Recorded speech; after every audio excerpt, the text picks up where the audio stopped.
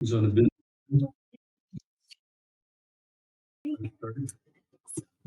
Okay, call the meeting to order. We do have a quorum. Everyone's here except Roxanne. Senator Manis is here. Would you lead us in the Pledge of Allegiance, please? Or representative. Pledge allegiance to the flag of the United States and to the republic for which it stands, one nation, indivisible, with liberty and justice for all. Thank you. First item of business we have is we have 3 sets of minutes. We have the regular meeting minutes from May 12th, the special meeting from May 12th, and the special meeting from May 22nd. I think they were emailed to you through They were part of the Megan, part of the packet that were sent. meetings.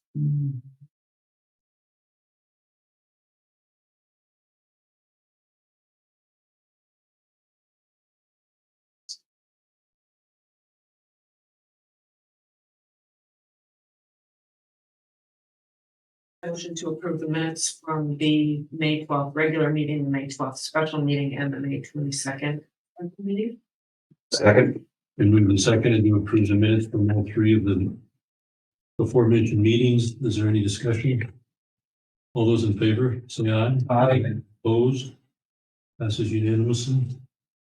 Mr. Hankins, would you introduce the visitors, please?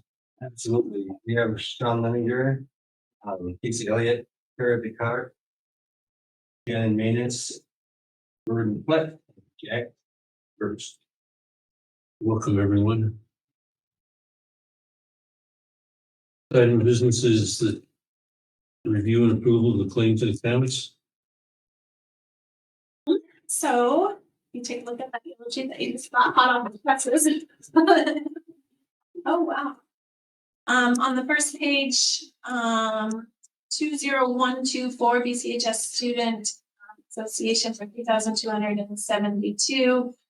This is going to be for like the MHSA catastrophic, as well as the concussion, as well as some different scholarships that were paid out, those different types of things. 20125, again, BCHS Student Association for $91,977.04. So at the end of every year to get started for the new year, we make all of the different transfers to make sure that we start the beginning balance for all of our student activities at the same level that they started last year. So we do that, and then of course as different things come in, and I do think we're still waiting for a couple of the spring charges for hotels for traffic state and those different types of things, but it's just basically reshifting that money around so that we can start the next school year with the right balances. And so anything else to that, sis? I think so. And we just got the check from MHSA from state basketball tournaments. They were so late this year, so Brock was so panicked. So of course he has to use all of that to make things work. So the winter stuff was all the way delayed till the end of the year. We just got wrestling just prior to that. So it's been a little bit frustrating. I think we've gotten everything from MHSA. Now we're just a few final bills for hotels and that kind of stuff.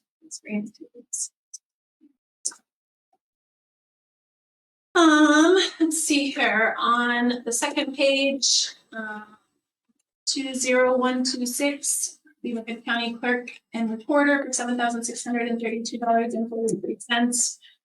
That's the cost to run the election that we ran. Yeah, unfortunately wasn't successful, so I know. Yeah. Because, Exactly. 20128 BMO MasterCard for $17,096.47. You can see here that there's a lot of grant stuff that's in here. So any of the DNRC stuff, Voc Ed is vocational education money that we receive. There's some transportation stuff in there. We've got some different teachers that are attending some different conferences that we will use Title II monies for. And so that just kind of shows those types of things. On page 3, 20130 Brown and Thompson, $12,161.66. And so that was $2.70 or $2.80 a gallon. That we paid. We go to page 4. 20139 Dillon Elementary District 10. We paid them $3,382.50. That was for the school psych services. So there is a contract that's in the packet now that we use their school psych, so we contract with them and pay them an hourly rate when we need that. And so that those are the charges for that. And then the coaching substitutes. So one of the things that was worked out, I don't know how many years ago, but a number of different years ago, when we have coaches that coach at the elementary district, if it goes beyond what they have for days, we pay for the substitutes to allow them to coach. And we do feel that, you know, having those individuals in education, you know, is important, and we're working together to do that. And so that's what that is. And of course, we have in our boys basketball program, all of our coaches are from the elementary district. And so, yeah, I think that's that. I think so. I think so too. Will we have Jeremy Anderson? Oh, Jeremy and track. Yeah. So that's right. On page 5, towards the bottom, 20153 Montana Co Audio for $24,220. That was the remaining balance for the PA system. So we do have the updated PA system. It's pretty sweet. So we were waiting. Did the microphones come in yet? So we haven't got any of the microphones to really test, you know, the vocal part of it, but they had some pretty kicking music going on. I wanted to make sure that it dusted off the, you know, the tops of the lights and that kind of stuff. And I will be honest with you, it's just going to be it's going to make a huge difference all the way across the board, whether it's for activities or graduations or award ceremonies, those different types of things. It just was a very, very much needed transition. And so we're certain. I don't know how many people where you're at for graduation today. I had several from you. Couldn't hear her. Yeah, so There's a lot of kids that, there's a lot of talent teachings and. anyways, it's done now, and we're super thankful and appreciative of the work that Brock did to get the quote and get them here and get that put in place. And it will be a good thing to kick off the year for sure. The only thing we're missing is just the wiring mic. So we can hook up Oh, okay. speak through our mic system that we have, like they put in new connections for our wired mics. So the only thing we're missing is those wire. They spent a good part of a week getting, I mean, if you go in there, there's 6 new speakers, is that right? 6 new speakers, and there is one additional port for an additional subwoofer if we wanted to. That's what he said is how we would get the dust off the. So, we're thankful that you guys were supportive of that and that we could. 20154 Montana School Boards Association for $6,856. This is just an annual fee in terms of policy service maintenance, and then your guys' accounts with them as well. And so we talked to Josh a little bit, and that is who he has used in the past and who he's comfortable with. There are other options that are out there, and so.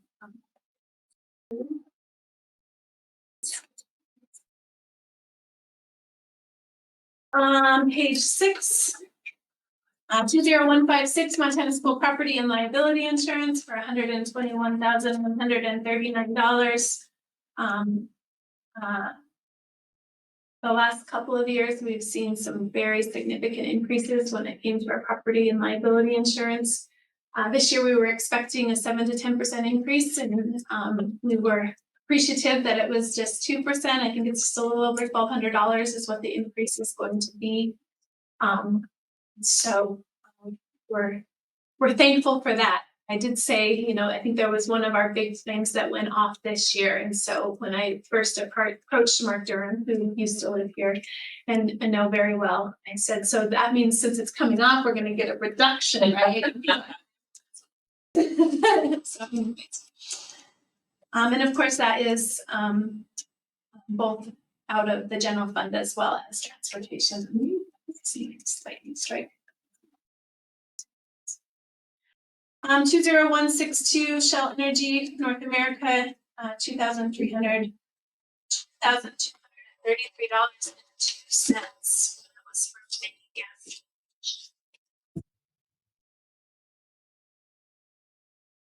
But it was right out here. Page 7, 20164 for Staples for $3,915.92. That was for a number of different maintenance and cleaning supplies to get ready for the summer. So, down at the bottom, 20167 US Bank for $569,500. And of course, that's our bond payment, interest, and principal. We usually pay that twice a year, is that right? Yeah. So one more checked off.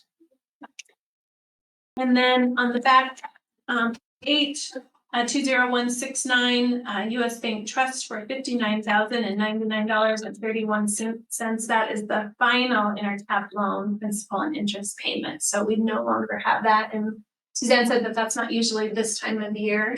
No. But because it's at the end, so that we can get it in probably for the end of fiscal year. It's nice to see that come to an end. Mhm. And those were all of the ones that I highlighted. I did go through that fairly quickly when I was noting them. So if there was another one on there that you had questions about.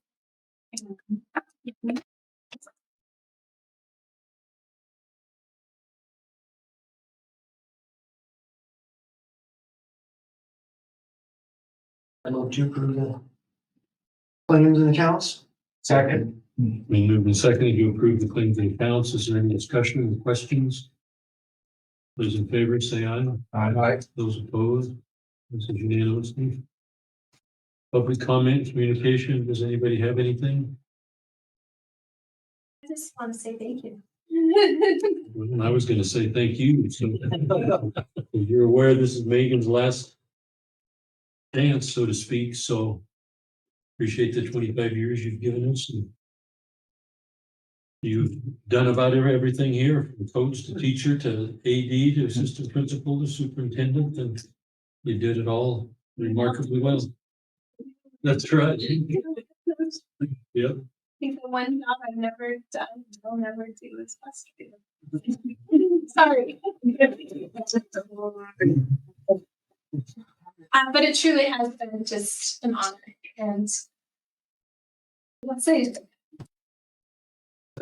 Yeah, thank you. the place means a lot to me. Whatever I can do to help, I will, as I said, lead beaver blooming. One that got very that it's beaver blue and gold. Reflecting back, you know, obviously when I came here, my son was in kindergarten and he's married and on his own, and just seen so many wonderful kids and staff members and administrators and the school board, and just a community of true support. And it's just truly been an honor and a blessing to have gotten the opportunity and all the opportunities I've had. And so many of my kids are colleagues now and board members now. It just truly is. Beaver County School is a special place. Thank you. Any other comments or communications? If not, we'll go on to your report, Megan. 6.1 project update. So Jack is here today. I just thought it would be great for him to kind of update you on some of the projects that we've kind of been working on throughout the year, everything from the parking lot to the NRC project that we've been putting together. The PA system is all part of that. Obviously, we've got the floors and the tiles, and that's been positive. And so, yeah, So I guess we're gonna just start with like the DNRC grant project. And we had to, our timeline kind of got shifted up and we had to spend that money for it we had to have all the purchases done before the 31st. So we did a lot of work in a short amount of time. Got our pavers and stuff put in for that patio area. Looks really nice. Yeah, it turned out way better than I personally. It almost seemed like I know what I'm doing.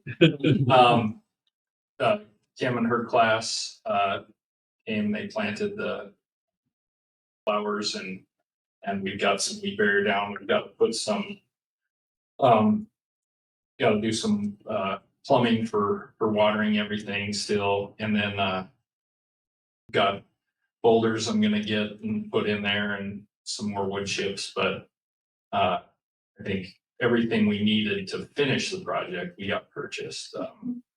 We got some drill piping donated from Tim Anderson and Anderson Fence, so we can do the shaded area.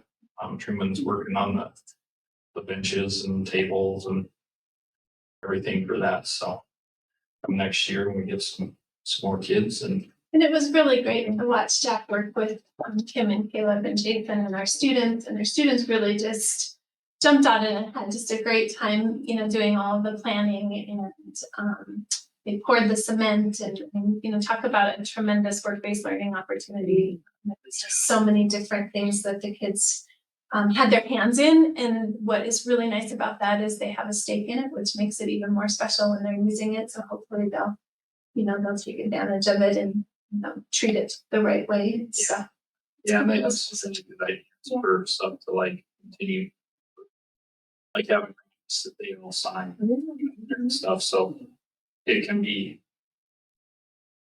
generational for each upcoming funds to have a part in it and keep it up. So it's really cool. We got 3 new trees planted over on this side. I've got some work to do on that one and where the old trees came out.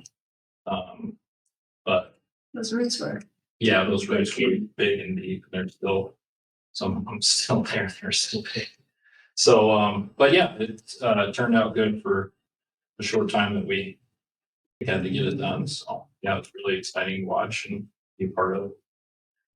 See it come together right in the nick of time.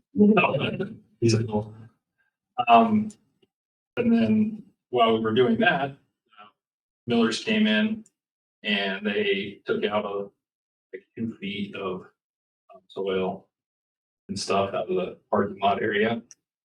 And then as they were doing the milling project down on Montana, they were bringing it right here and laying it out and tagging it down. Yeah. Looks really good again, and it's just super. Yeah, so it turned out really good, and the more traffic we get on it, we was talking to Tanner the other day and Gary pulled up and we were sitting there talking to him and they're doing a project, a lane somewhere. He didn't really say where, but basically he said with the way we did it with the millings, the best option instead of pulling that out and then paving it would just be to chip seal it. And then it's good to go. So he said just traffic on it, rubber vehicle traffic's better than that big old roller that they have apparently. So he goes, they can roll it, but as soon as people start driving on it, it packs it down really good. We are working on what we're doing for the approach. They're gonna give me a quote to extend that to where the gate going into the courtyard of the BW Lodge back there, where it looks like it's almost an afterthought where they poured that ramp out into the street, which is kind of a problem for anybody that drives a car in there. To get that and make it all nice, good approach into that parking lot, into that area. So we're just kind of waiting to hear back from Tanner on costs of chip sealing and that work. And any other quotes that we have coming in for possibly doing. So I talked to Jared Payne from Bridger Creek Construction. Bridger Creek Construction, sorry. So he's gonna get me a quote too, and people waiting for a couple others that Millers were gonna talk to here. So, yeah, so we're on that one and got our summer crew. So, I mean, might be a little biased, but it's the best crew I've had so far. So it's really awesome. They're good kids and they're working really hard and really nice to see. Yeah. Good progress already. Yeah. We've got the ACID building pretty much done. We're trying to get as much left on BW Lodge before we get kicked out of there for a bit. Head over here. Start cleaning everything up here. We're hoping to get out to the bus barn this year, which we haven't been out there in a while, and then get to the newly acquired vigilante field area so we can get that all spruced up too. Anything else? If I understood Tanner right, it sounded like if just by doing the chip seal, then we could paint it and the whole deal, it would be just as good as pavement. Yep. Well, I think we should do that. Which was really nice when he said that. I was like, awesome. So, yeah, he said once, chip seal it and once they drive on it and pack it down, it'd be just as good. Did they put any of that reclamite in those millage jack at all? No, they didn't. They Okay. brought it straight. Right. to- Yeah. And he's, yeah, and that's what he's thinking with that, bringing it right off there is so soft. They hadn't done anything with it yet. That's probably why it was kind of turned out the way it was. And with as thick as he figures 18 inches. It should in work there. out nice. Yeah. Yeah. Just delivered right from there. Yeah. I mean, that was perfect. Yeah, so it was quick and they were in and out there. I think it took them a week, maybe a little days, but yeah, it was quick. So, and then they've got drainage right in the middle. It all slopes down in. Yeah, if we chip seal, it's basically like, just like paving that. Sure. And then with the chip sealing, we have to redo the parking lots, we have works come in and redo those parking lots every 3 to 4 years. With the chip sealing, it's like double that, and it's dependent on traffic, so it's not like a street. You'd probably get quite a bit of life out of that before you'd have to do it again. So just kind of keep an eye on it and see what it looks like after. Could be 10 years, maybe. Really cool. We were really lucky that it happened to be, they had all the good cleans up that as opposed to. Yeah. He said it had way more. He said it had way more oil and tar in it than what normal meetings have. Yeah. He said. And then, and did talk to the Doris Snetic, who owns the property next door. Her daughter had asked about kind of what the plan was. I said, eventually, we'd like to put a fence and stuff up there. There was where the shed was previously on that property. There was a hole in that fence. And I told her I would get that, some 4x4s and get that hole filled so that she was kind of worried about people going in and out of there. And we did talk about keeping that other fence there, just keep some separation between the back of the BW Lodge and that parking lot. And so that it wasn't just kind of open access back there. At any point we did, because we can lock that back part up. At any point we opened that up, it would probably be a good idea to get cameras and stuff. Yeah. Which we don't. All right. Thanks, Jeff. Yep. Thank you, Jack. Have a good night. Sure. So you guys, I'm gonna skip around a little bit. Sean and Tara are here. So on the action items. Let's see here, find where it's at. 9.9D. Board consideration to purchase TransFinder software to manage our daily routes and activity trips. So I did include in your packet some information about TransFinder. TransFinder works seamlessly with our Zonar system, which is the current system that we are using to provide more accurate and efficient bus route building and route management, increased safety and rider visibility with improved maintenance and shop productivity. And basically, there's just a bunch of different modules that you can take a look at and kind of add to that. It is designed to help schools better manage routing, scheduling, planning, and communications surrounding busing, making it easier to roll over data from one year to the next. So right now, I don't know how many different systems that we're currently using between the Zonar, between communication and trying to,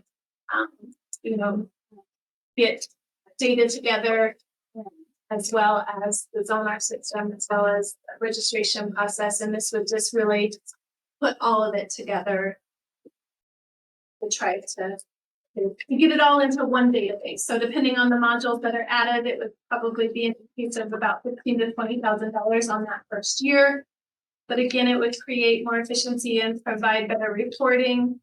Sean and Tara are here to talk to us a little bit more about some of the reasons why they feel like adding some of the TransFinder modules will help them and how it will impact our transportation to and from school, and even with some possibilities to help with some of the activity scheduling and that kind of stuff.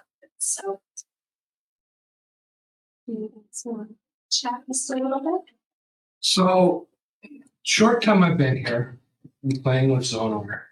Zonar is a great entry-level system, but it is limited. By limited, you can track the buses, barely real time, there is some delay. You can see if the student scans on with the ZPass, but you don't know which bus or which route.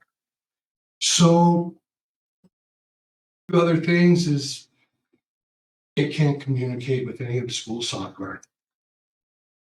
Like I said, Zonar is great. With TransFinder, what you get, all these different modules, and I'm just going to run through some basics here. Route Finder, that is our route building, their route building software, student tracking software, bus tracking software when it's in transit.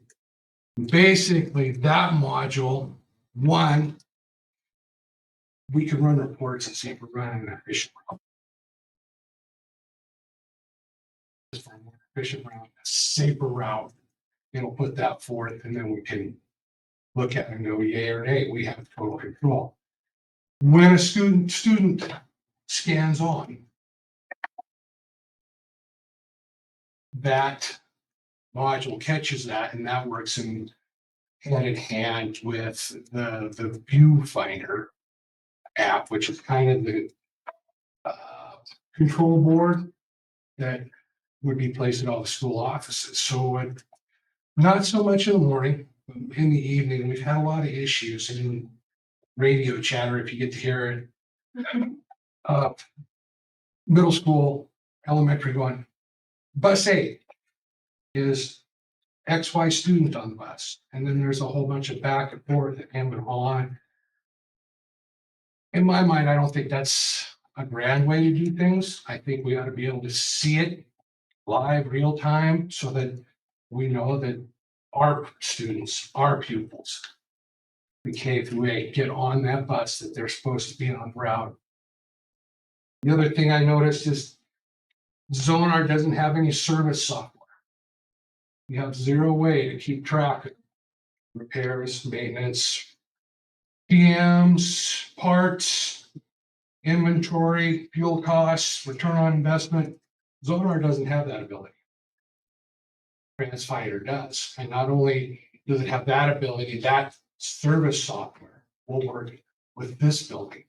So Jack can have access and have the parts inventory, build the work orders, track the costs, get ROIs.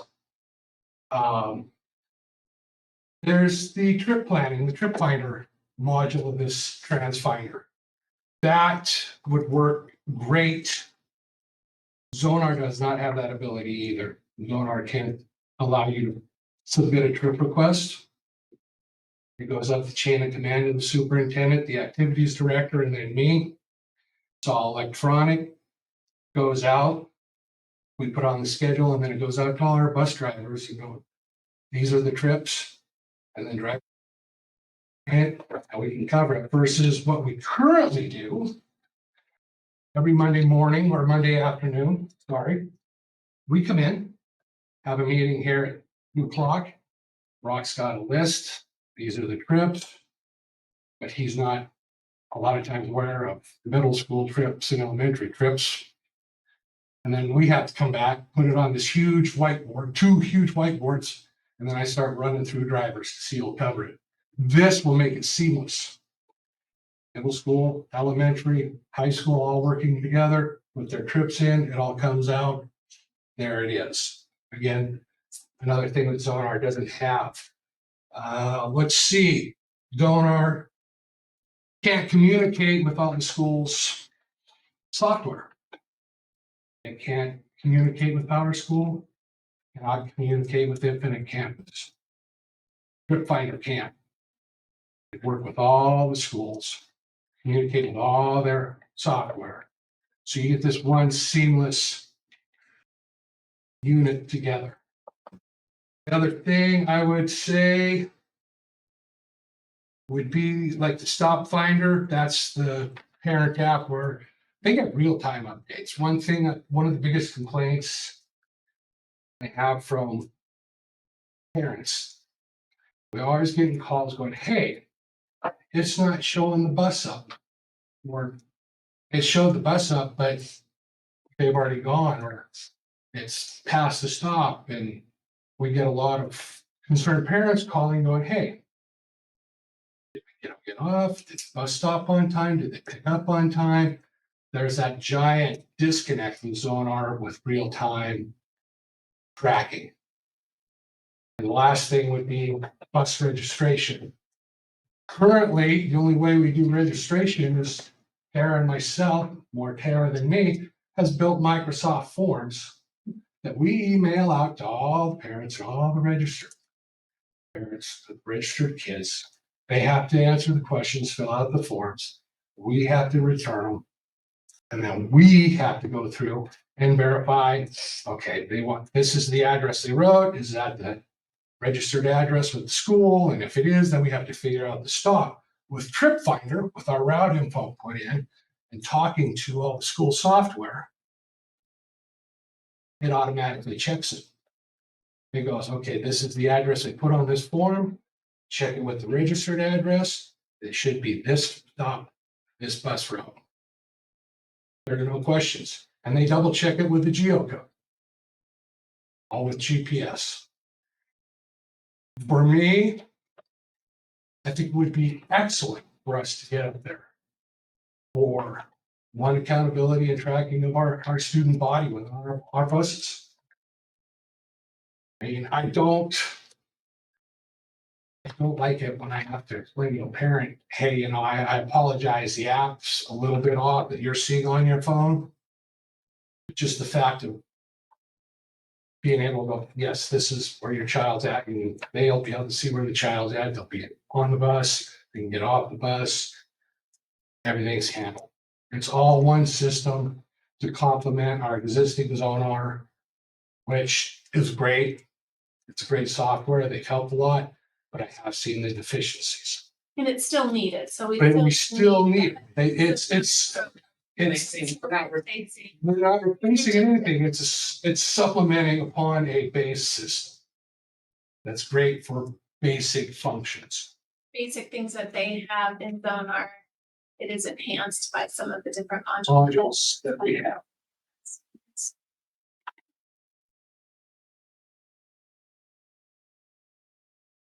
I'll answer any questions anybody has. There's more modern technology that we need to do, I think, to be able to keep track of our students and keep everybody safe. I mean, that's what it's all about, and It is. make your guys' jobs easier too, you know, and just more responsible for everybody and everything, I think. There are 14 school districts in the state of Montana, and I've had conversations with Pete Silverbow, Huntley, and Billings. They have TransFinder and they love it. They absolutely love it. They give it a 5-star rating. So, and talking with Kim Gordon, who is a representative of TransFinder, other districts give it a 5-star on top of whatever system they're supplementing. It's just a win-win situation. I know the initial costs are high,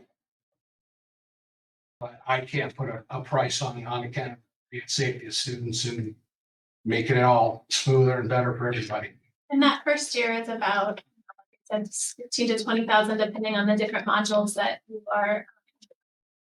are choosing. And of course, you don't have to do all of them. It doesn't have to be an all or nothing type of a situation, but and then every subsequent year after that, it does get a little bit cheaper. I think it goes down to right close to about $10,000 last second year. And so the initial cost, obviously, just to get things started and get things going. And then of course, as time goes on, and then, you know, as Sean pointed out, one of the things to think about, like with the service finder is, there is the potential for some long-term savings and some different things in terms of just, knowing what parts you need and not having an excess of this, those different types of things. It just kind of tracks all of that stuff.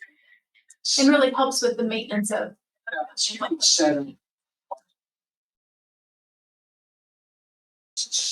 which parts are commonly used versus ones that you don't use. Bunch of the great one. You can set up your bins and max and your stocking levels. You can track repairs to an individual vehicle or bus, where right now we currently have nothing. It's all done on legal pads and on drive. And for the life of me, I couldn't tell you 100% all the parts. And we have right now. I can tell you where we sit with the fluids, but that gives you a great tool to judge down the line once we get everything implemented. You can look at that bus and see okay, this bus here, this particular bus cost us X amount of dollars per year.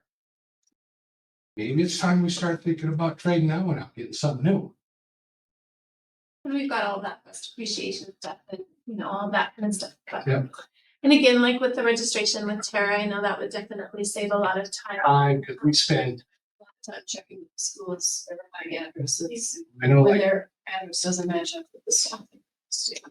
And then the route finder, I do think, just in reading just a little bit about it, it does, obviously all of the routes that we currently have been manually mapped out. So there is the possibility that it could find different ways to save on mileage and those different types of things, which could be savings in terms of the cost of those individual routes to the taxpayers and those different types of things. And so maybe certain routes we can combine in one and utilize, one of those buses on a different route. So get that utilization where it needs to be. There you're gonna see cost savings right there. Fuel, maintenance, oil, repairs. Downtime, possibly also helps to balance the numbers of students on buses. correct. We have a maximum amount, or, we had 2 or 3 buses this year that were right close to the maximum number. And, it can actually take a look at it from the computer standpoint and be like, well, this bus could pick up at this route, you know what I mean? So it can just optimize that to try to balance out some of the riders and those types of things. It really does seem like it's a software program that has a lot of benefit. Great supplement to our Do you sign up for long-term contracts? Do you get better pricing? Well, the initial cost is this year. And that includes some fees and some setup. And then those disappear and the cost. Subsequent years, like you get better brakes. Like the GPS Connect, the initial year is 2,300 and some change. Next year, it's $800, and every year after that, it's $800. You renew the contract annually, but your pricing, And they may have some options down the road for, multiple year contracts. Perhaps. That we have that in some of the different software programs that we run, or that we get. One of the things is there are other third-party software programs that they work with besides Zonar. Obviously, we would choose Zonar because that's what we have, but as we are looking at, if that technology maybe gets outdated, it might be where we could get a different third-party software for cheaper down the road, so. gets to a point where someone gets to be obsolete. TransFinder does have the option of standalone hardware, software, where it's all in one company, one charge. That would be something once Zonar gets older. We keeping it, parts availability, support, pricing, obviously. So. I would make a recommendation to move towards adding some of those modules that maybe having Sean and, giving Sean and Josh the ability to decide which modules are gonna be the best fit for, with the knowledge that it's gonna be from, like I said, $2,000. We need a motion now, or do we? You could, or we could do it at that time. Or we could just cross that one off if you did the motion now. Or if you want to think about it and wait to do the motion, we could do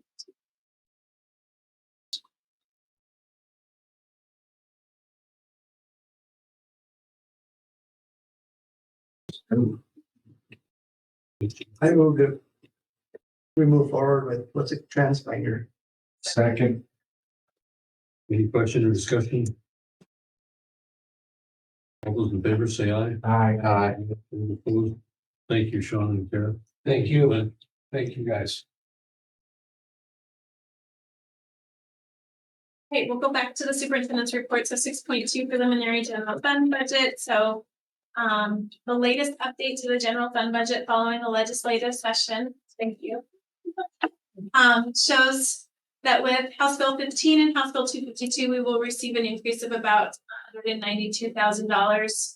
Haven't gotten the final numbers with the STARS Act, which is House Bill 252. But I'm assuming that that's all accurate based on the preliminary budget that we did get. This is about the fourth or fifth one that I've gotten. And so I'm hopeful that it's going to be the most accurate from OPI. So although it is great to see an increase, unfortunately, it is quickly absorbed already with salary negotiations, increase in administrative salary, as well as obviously the failure of our technology levy means that some of that salary for our technology director will come out of the general fund. And so right now I have it looking at about 50%. See if we can make that work, just kind of depending on what other technology things that come up. Any questions? And I did include that in your packet, so you guys had a copy of that budget. Let's see here, 6.3 July transportation meeting, July 23rd at 10 o'clock a.m. So the annual county transportation meeting has been scheduled. We do have it posted on the outside door there. It's going to be Wednesday, July 23rd at 10 o'clock in the morning in the commissioner's room of the courthouse. We do need to have at least one board member that attends with Sean Lineker, and Josh Patterson will also be there. So if anybody is interested, I know Mike has gone the last few years. And so basically that's just when we present the routes and the county commissioners take those into consideration and they approve those. And so, yeah. So that will be July 23rd. So Mike, you're good to go. Awesome. Anybody else want to go with him? Thanks, Mike. That sounds fun.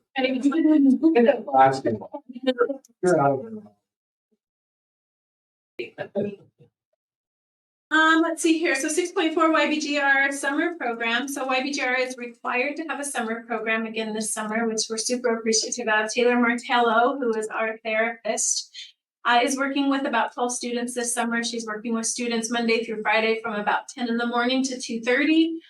She hosts group activities as well as some individual counseling sessions. She is doing this on her own right now because our behavior therapist, Caitlin, who has been here, we were trying to decide how many years she's been here, but it's been 5 or 6 that she's been here.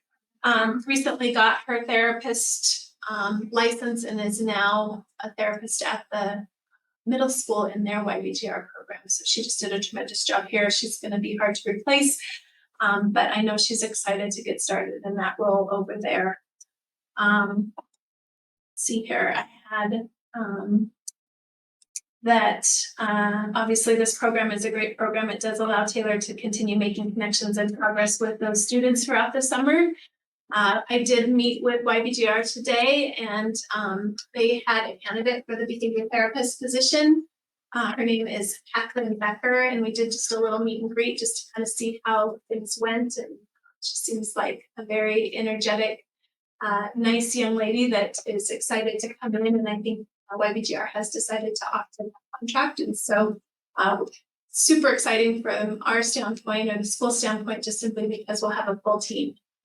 Taylor won't have to have all the weight of all of the program on her shoulders, to have an additional person. So yeah, so they will offer that to her. She is going to be having a baby, so she'll be out a little bit at the early part of the start of the school year, but we'll be in contact with Taylor to try to work through some of the summer program and start building relationships with those kids so that when she does come back in, that will work. And so hopefully you'll have a final we'll get the final word that they did officially hire her, but I think it looks very promising. Of course, that YBGR program is a special program, and they do a lot of great things for our students. And so just that summer program, her getting to make those connections with those kids throughout the summer is awesome. So what's Taylor doing for us throughout the year then?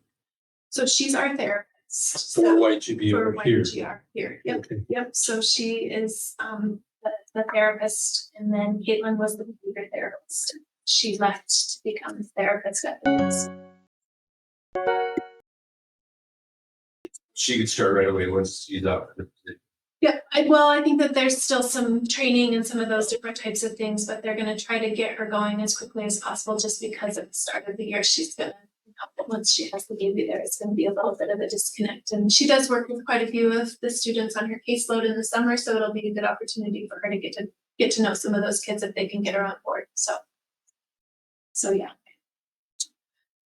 All right, 6.5, State of Montana Accreditation Review. So included in your packet is a copy of the State of Montana Accreditation results showing that we earned Montana accreditation.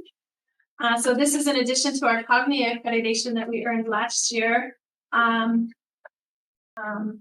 during the last 2 years, all schools were required to apply for state accreditation to ensure that they've all met the legislative requirements that were outlined in the 23 legislative session. It always was that people were on every school was on a 3-year rotation so that they didn't have all schools applying for accreditation the same year, but because there were so many different things that were changed in that legislative session and then continued in this last session, all schools were required to do it in a 2-year cycle. So now that the 2-year implementation plan is complete, they have assigned schools dates for their next accreditation cycle, and that again is for easier management. They stagger it over the course of the next 3 years, and so we won't be required to do state accreditation until the 27-28 school year. And then again, it'll be every 3 years after that or until there's additional legislative changes. And so in your packet, you can see the accreditation results that we've got. So we earned a regular accreditation, which is the highest that you can get. We actually earned every point we could possibly earn. So I always like that. I am that student. When I look at the grade, I want to see that we earned all of the points. And so you'll see included in that packet just kind of are some of the different comments that they had when they were reviewing some of the different standards. I do have kind of a general key for what those standards are. If you guys had questions. But everything from strategic plan to the graduate profile to Indian education for all to assessment planning to proficiency-based learning plans to climate and school culture. All of those different things were evaluated, and we had to provide a number of pieces of evidence to show that we were meeting the different criteria that was in the rubric to earn that standard points or whatever. And so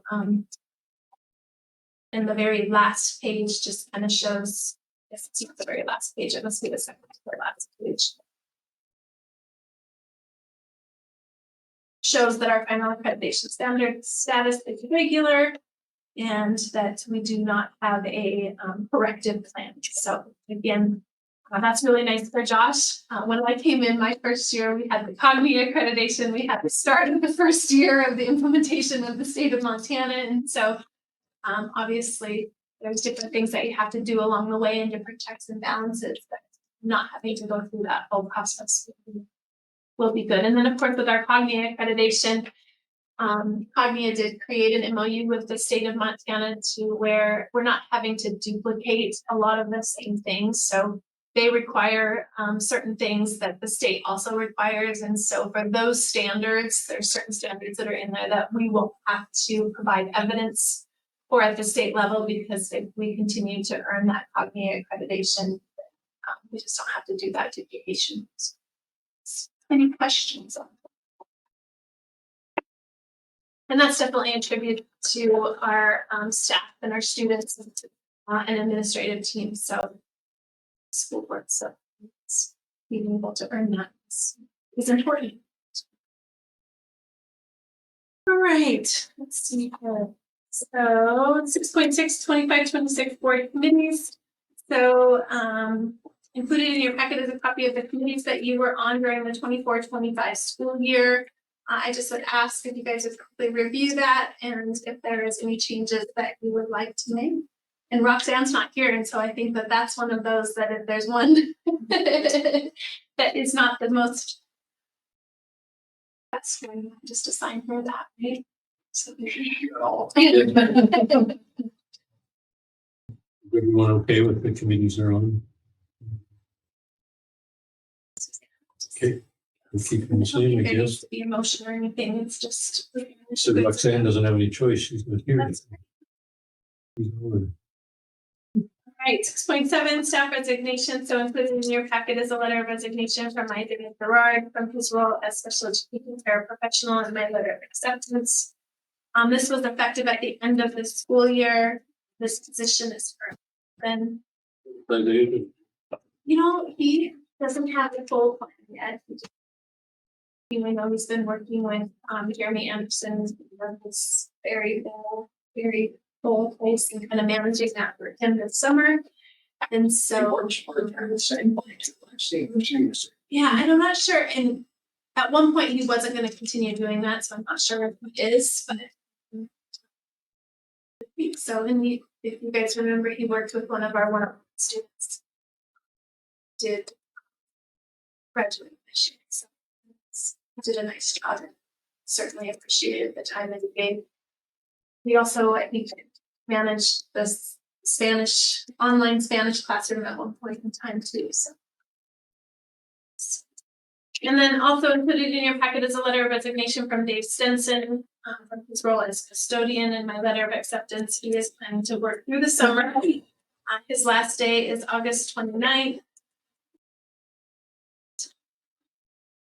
That position is also open. I will say that it seems like the custodial positions are the hardest positions for us to fill. And so hopefully one of the things that we tried this year is to just kind of put it out there to be part-time or full-time. If we could get 2 or 3 part-times, you know, maybe college students that wanted to work 2 or 3 hours, we could turn that into a one custodian, or we also opens it with the idea we could find somebody that.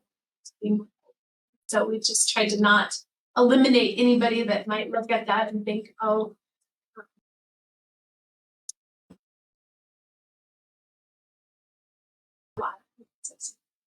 And our upstairs custodian, Joel, has also left. He hasn't given us a letter of resignation, but he turned his keys in on his last day out, so. So that means replacing both custodians in this building, so it's a big deal, so hopefully we can find some interested, and if you know that you need a place to put that, or you know some people that might be interested, send them our way.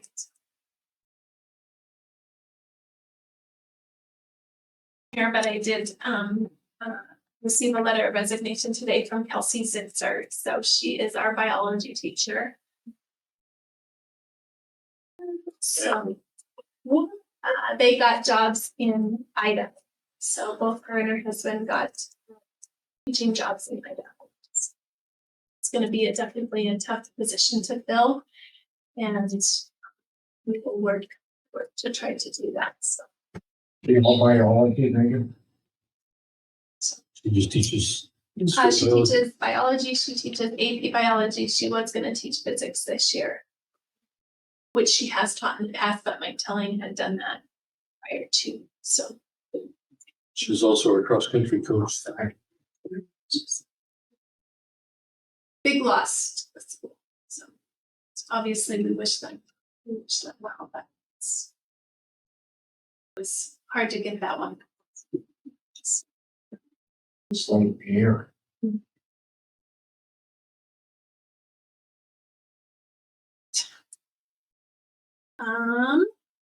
6.8 tutoring program. So I did visit with Sam Stockett, the youth probation officer, and he did let me know that the judicial district court has once again approved just over $5,000 to help us continue to fund our tutoring program. As a reminder, our tutoring program does take place on Tuesdays and Thursdays.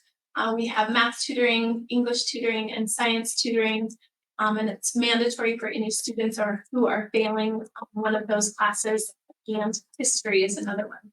And so they have had the pleasure of kind of working with some of those students to assign the tutoring. And honestly, those kids that take advantage of it, they don't love it when they first start getting it, but if they take advantage of it, it's a benefit that works. And so I don't have the contract, so he was going to send that contract to me. And so probably at the July or August board meeting, contract will be in there to continue that partnership. They funded it, gosh, I don't know, 5 or 6 years ago, and maybe it's been more than that. And then COVID hit, and so we had ESSER money that funded that. When we lost the ESSER money, Sam went back to the same program and asked if they could write that in, and they did do that. And so we didn't miss a beat, which was really nice. So yeah, it's a great program. There will be a contract that comes with that. We will get that to Josh. Or if he gets it to me sooner, I'll get it to Josh. 6.9 insurance proposal. So included in your packet is a copy of the property insurance and liability proposal. As I mentioned earlier, I thought it was going to be a 7 to 10% increase, but it's only a 2% increase. There will be an action item at the end for you guys to approve. Going with Montana Schools property and liability insurance. That's what you think we should do, which we really do have a good partnership with them. They're really easy to work with, and they do a nice job. So. I guess just looking through some of these coverages, I guess Mark or somebody looks at those to make sure that they're what we need, I guess.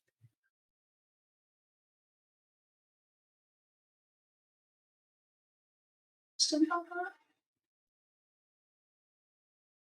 9A activity pass increase and bus driver pay increase. So earlier this year, we discussed the idea of increasing our activity bus driver rate. We're currently paying on a very complicated scale, depending on the hours that they are gone. Suzanne did do some calculating and found that on average, we were paying our activity drivers just right around $12 an hour. Many of our drivers have expressed frustration that this is not enough and are asking the board to increase the amount. I do think that it's important that we do so because we already are short drivers, and if we don't increase we do run the risk of continuing to lose drivers that we have. And make it hard to get other drivers to cover those activity trips. I think that a few of those drivers have found a few of your guys' ears as well, possibly, to let you know that that's the case.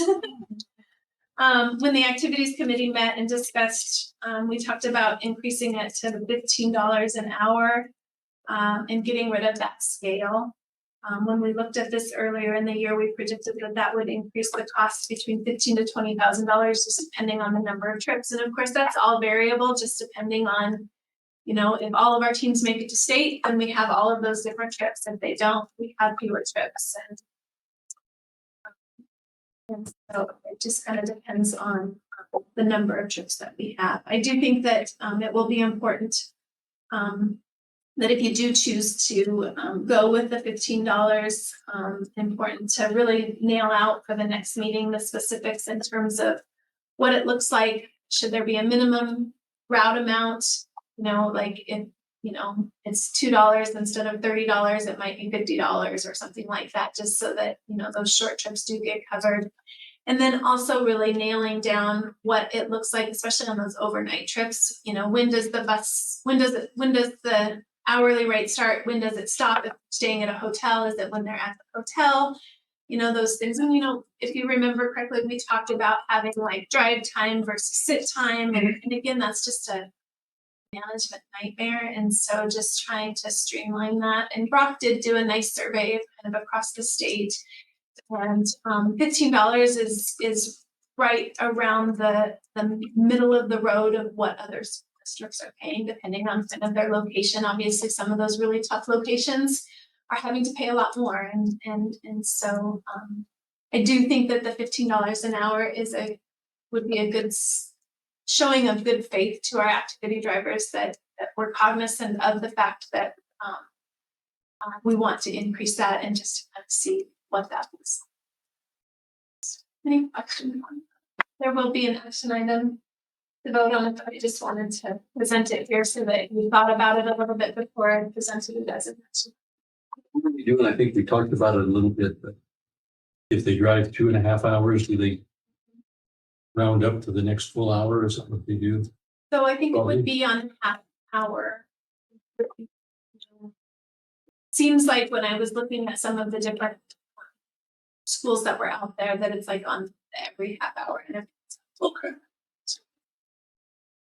That's probably something that we need to do. I know we're pretty low on the scale, I think. There's a lot of teams out there that have to reschedule their activities because they can't find what's trying. Yes, I'm sure I want to get in that position. Had a couple really close. Probably had a few that, you know, like we did have to take a van to the top 10 meet this year, and we were able to do that. We worked with dealership here in town, Beaverhead Motors. Sorry, I'm just drawing a blank. And they allowed us to use one of their 15 passenger vans to take our kids one time as well. And so, Couldn't go to one track meet. No. one track meet, and then there was one that was almost canceled, but we begged, borrowed, and pleaded, found a way to get it done. And so it was Jack who ended up having to cover one of the afternoon routes. His dad could take the route. And so, I mean, there's a few that aren't driving because the pay is not what they feel is appropriate. And then obviously, hopefully, if they're happy, it'll continue the word will spread and they'll get hurt, right? People will be down the door to drive the buses. You got your driver's license. Want to get Remember the time. Yes, well, and then we also discussed increasing the activity passes to help cover the growing activity costs. We are currently charging our students who participate in Montana High School Association activities $50 to participate. This is a one-time fee so that it is the same if a student participates in 1 or 5 activities. And then students who do pay that activity we do get to access all of our home regular season games, so they don't have to pay to get into those contests. When the activities committee met, I believe they thought it would be a good idea to raise it to between $75 and $100. Last year, we sold over 200 activity passes at $50, which brought in about $10,000. Increasing it to $100 would generate about $20,000. Obviously, we're gonna have to make up some with if we increase the amount of our bus drivers as well. So looking at some of the data that Brock collected, that would keep us within the range of other schools who require an activity fee to participate. Some schools charge a one-time fee, others charge per activity. It looks like those schools that do a per activity fee are charging between $35 and $50 per activity.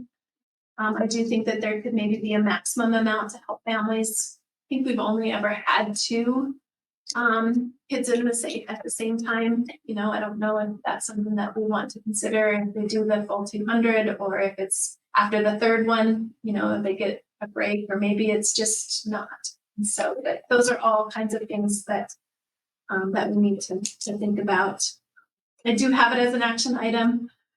This could be tabled to be discussed at the July meeting if you guys do have it, but if we don't have a July meeting, it is something that probably needs to be considered at this meeting, just simply because by the August meeting, we will have needed to get that information out, and they will have sold those at the, you know, the parent meeting.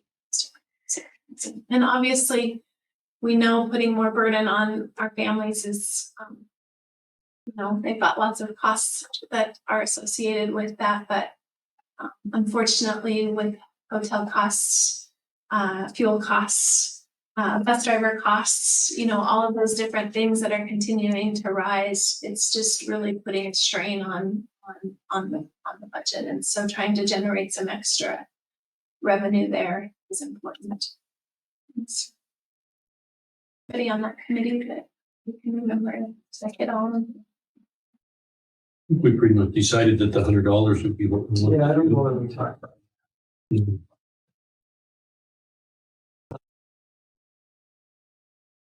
You know, we could put a $200 max on in case people had more than the $250 or something if we want to, but And obviously that might mean that there are some, you know, we do have some funds available. Obviously, we don't want it to be a barrier for students to not be able to participate. And so I think that, you know, we can work together with the Booster Club and work together with some of our community partners to make sure that there are avenues for families that are in need, you know, to request that, or at least partial, you know, those different types of things. Yeah, so, but I do think we're at a place where it's important to raise that.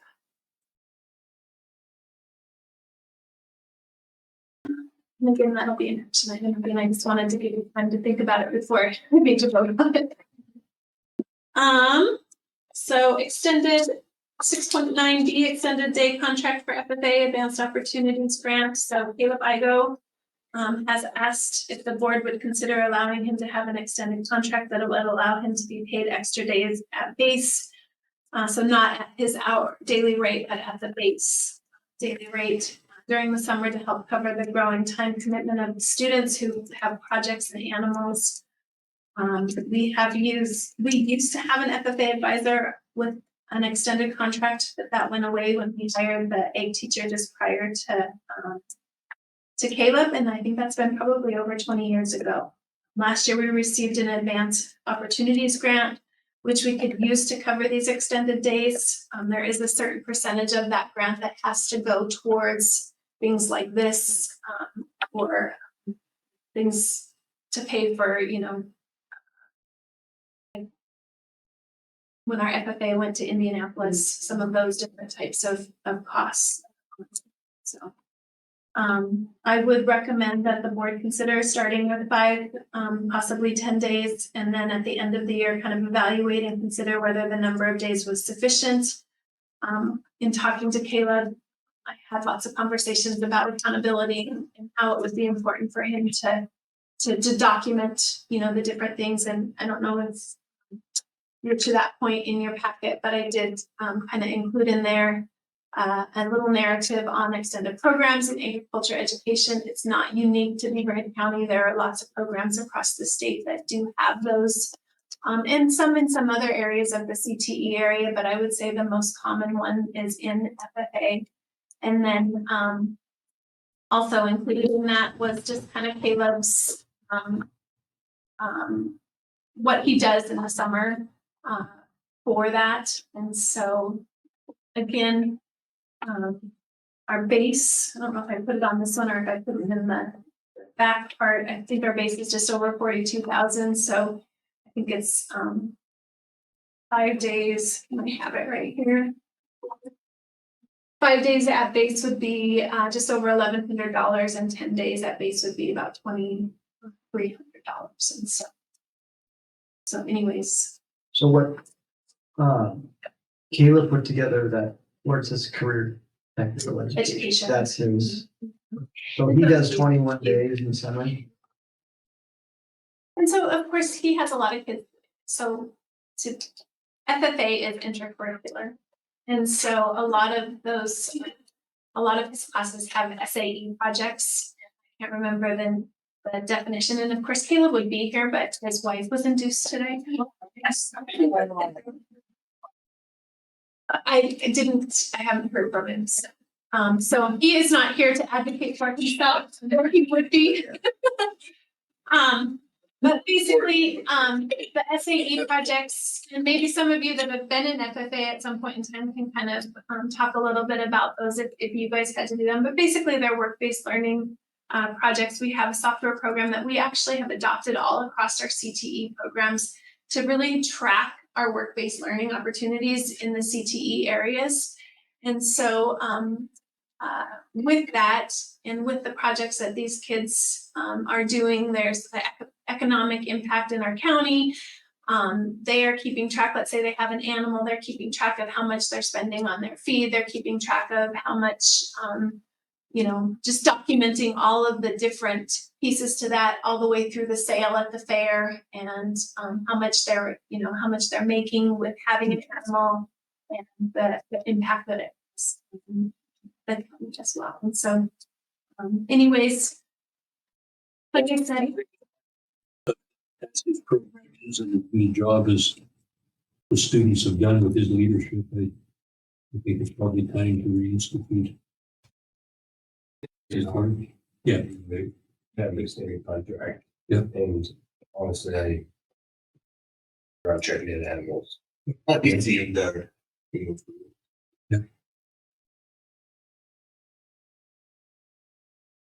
and I think anywhere between 5 to 10 days would be appropriate. And I think just to start in that right direction, if you chose on the low end, evaluating that, or if you can take a look at kind of his plan here and see, the number of days that he is spending, maybe it is easy to justify. And so that will be an action item as well. All right, I think that's all. Oh, wait, no, I missed one, sorry guys. July board meeting. So the last one on there, superintendent report, is we are not required to have a July board meeting. We have had a July meeting the last couple of years.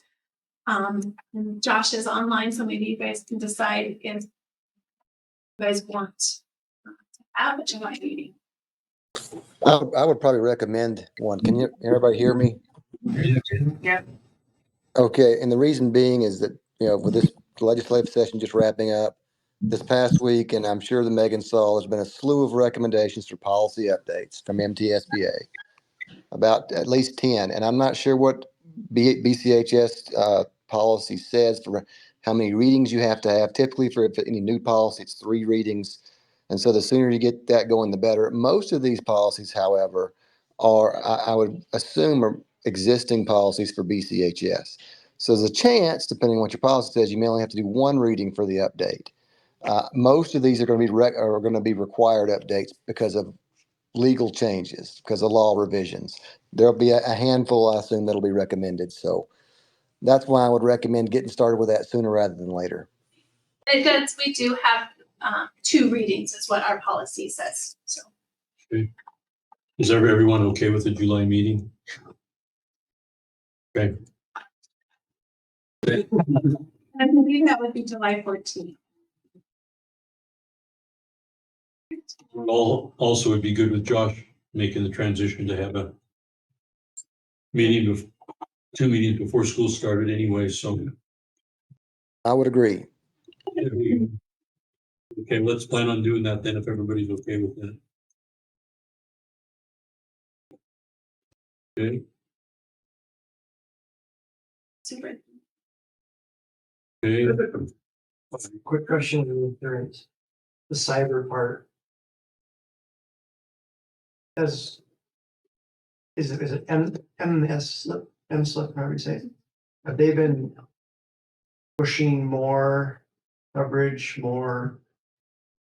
Have they just put it in there or have they recommended, required? It's required. I mean, so we had a cyber incident 4 years ago. 4 years ago. Yes, all the.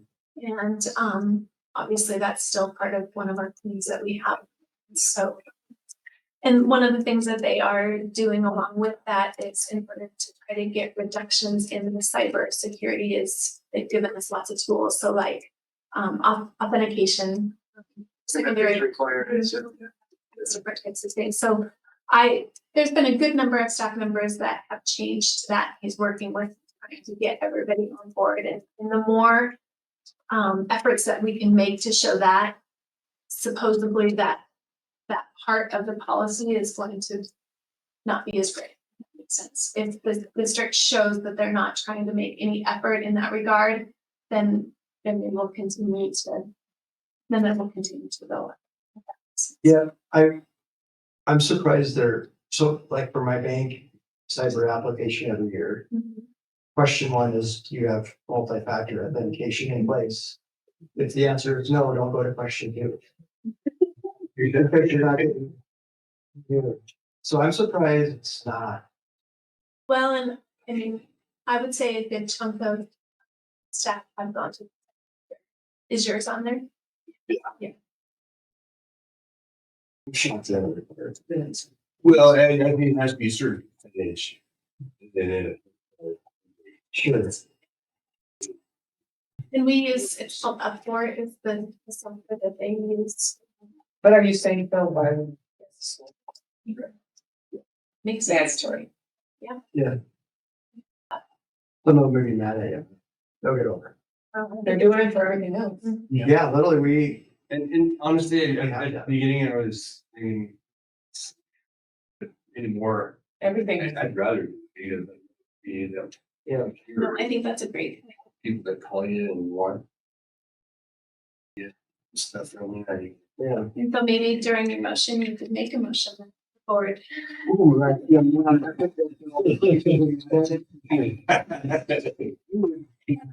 I do think, I mean, that's where it's going and that's where we're gonna get to. And like I said, this year has been a big push to get to that point. You know, right now we are using the free authenticator programs. Obviously, we've got the Google Authenticator for the Upfort.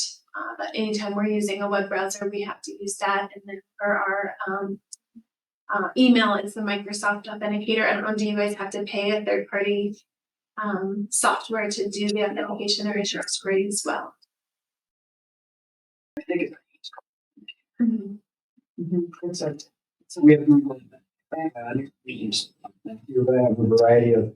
Yeah. The various auditors or whatever we have. Right. So we Getting have, numbers yep, to go through every 20 seconds. yeah, because I use both Google and Microsoft Authenticator. Do you have it on yours? You have it on yours? I did do it one time. Then you do, you probably just started.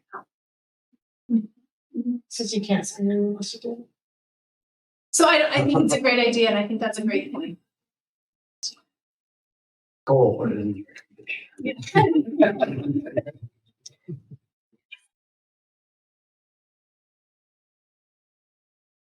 Any other questions for Megan on her report? Not, Rob, could you do your end of the year wrap up, I guess? Sure, I don't know if I didn't, I haven't been to this. Anyhow, I think end of the year went good, graduation went well, graduated all 76 students. Thought it went well, but board members that helped out. We appreciate your help. Form was handed out and I think it was just right over an hour. Pretty darn close to that. Yeah. We just about it. It's really good. They all had good speeches and Mrs. Park did a great job. We took our couple steps, third steps along. Yeah. And then, the end of the year wrap up, it seems once graduation ends, just like breathe and getting rid of 76 kids that are ready to be gone, really.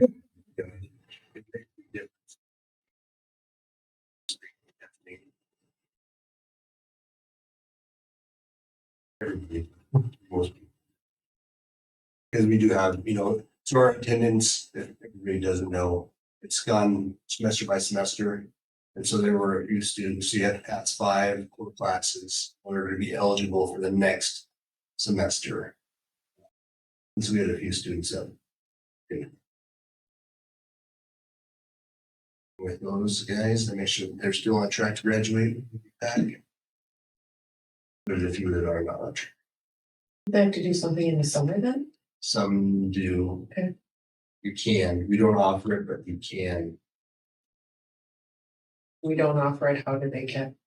They can, we either use BYU, that's become kind of the main company that we use, the school that we use for them to get kind of credit recovery.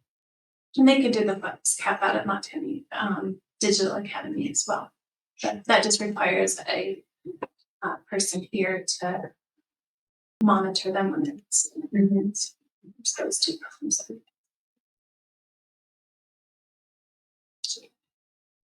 That is where we're at.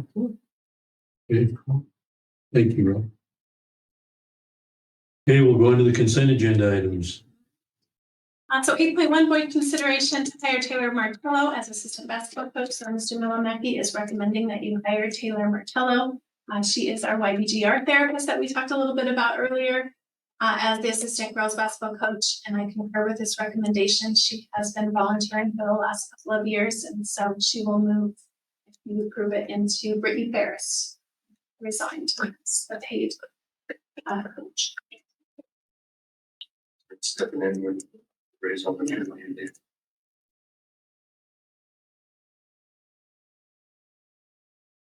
Seconded to hire Taylor Martello as the assistant girls basketball coach. Is there any discussion?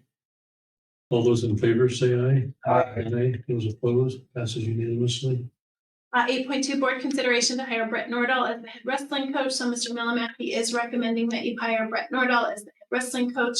And I would concur with this recommendation. As you will recall, Mr. Brett Nordahl is our new math teacher this year. Mr. Todd Nordahl was our new math teacher last year, and Mr. Rick Nordahl retired. And Brett has been coaching football at Twin for the last number of years. He was a 2-time state wrestling champion for us when he was wrestling however many years ago. So I would approve him as our wrestling coach. Sorry. Been moved and seconded to hire Brett Nordahl as the head wrestling coach. Is there any discussion? Those in favor say aye. Aye. Those opposed, passes unanimously. Rick Nordahl told me that he would help when he had time as a volunteer assistant too, which would be nice. So, because Rick was, how long was he our head coach, I suppose? He was here when I was in high school, he was head coach. Yeah. He was probably 10 years at least, head wrestling coach. Yeah, because Donovan had it before I was here. Yeah. So I think Rick was pretty new to it then, but I think so. it's Carver and Visnot and Nordahl. One of the 3 coaches, yeah. Dangerous. What year did you graduate? 96? Yes. Yeah. And he was here when I first came, so that was in 2000. Still, June. Yeah. I think Donovan might have coached till about 93, That's what I would think, yeah. somewhere in there. Who's getting Rick's classroom? Brett. See, I talked to both of them at the golf course the other day and Platteville. I mean, he was. Got you, the senior staff member, he might be the little brother. Your staff member. And Brett said, oh, I can teach forever. It was cute. Right. Did we? Yeah. 8.4 board consideration to, I'm sorry, 8.3 board consideration to hire Tiffany E. as the head cheerleading advisor. So, Mr. Melamaki is recommending that you hire Tiffany as the head cheerleading advisor. And I would concur with this recommendation, and I just lost where she came from. She had, do you remember? Shelby, thank you. She has had some cheerleading coaching experience and has recently moved to Dillon. So she's at the elementary. She what? Competitive. Oh, really? Well, she's taken them to it. Good. And that's not always an easy position to fill, so I recommend that you hire her. Seconded to hire Tiffany I think it's Eli. Elaki as the head cheerleading advisor. Is there any discussion? All those in favor, say aye. Those opposed? Passes unanimously. 8.4 board consideration to hire Haley McDonald Ingram as the special education Title I para. So Mr. Hankins and I interviewed for the open Title I special education paraprofessional, and we are recommending that you hire Haley McDonald Ingram. Haley was one of our past students here. She is an assistant tennis coach and has been helping out in our tennis program for the last number of years. She was a multi-tennis state champion as well. And she just really enjoys working with the kids and doesn't have any experience in an educational setting, but has lots of experience managing people and different programs, and has really done a nice job and has been very dependable in our tennis program. I talked to both Brock and to Todd, and they both gave her a very good recommendation to do that. So this position, Bobby Conan taught the title, and now she is full-time business. And then of course Todd and Josh and were part-time special education pairs, and both of them are full-time now. So this would fill all of those roles. And so she would be 2 periods of title and 5 periods of special education aid. And then we still have 1 more special education para to fill, and that would be Isaiah's position. I would recommend that you hire him. I'll make that motion to hire Haley. Second. Been moved and seconded to hire Haley McDonald Ingram as the Title I special ed paraprofessional. Is there any discussion? Those in favor say aye. Aye. Those opposed? Passes unanimously. 8.5, hire the slate of coaches and advisors for the 25-26 school year. So included in your packet, Brock provided me with a list of all of the coaches who he is recommending that you approve to be hired for the new school year. With this recommendation. Obviously, we will add the ones that you approved tonight as well.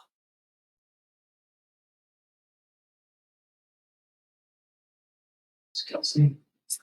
That will be a new one. That will change. All right, I so moved. Second.